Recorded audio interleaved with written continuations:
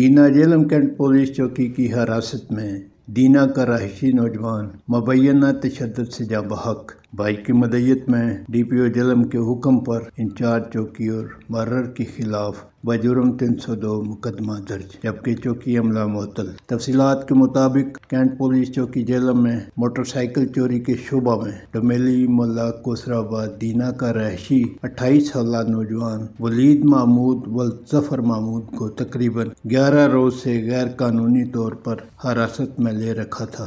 دوران حراست تشدد سے نوجوان ولید محمود ہلاک ہو گیا۔ واقعہ کی اطلاع ملتے ہی ڈی پی او جہلم رانا طاہر الرحمان نے فوری طور پر نوٹس لے کر مقتول کے بھائی طیب محمود کی مدعیت میں بجرم 302 انچارج چوکی نوید افضل سب انسپکٹر اور محرر چوکی محمد تنویر ہیڈ کانسٹیبل کو گرفتار کر کے ملزمان کے خلاف سٹی تھانہ جہلم میں مقدمہ درج کر لیا، جبکہ کینٹ پولیس چوکی کے دیگر عملے کو معطل کر کے لائن حاضر کر دیا۔ مقتول ولید محمود کا پوسٹ مارٹم ہونے کے بعد میت کو لواحقین کے حوالے کر دیا۔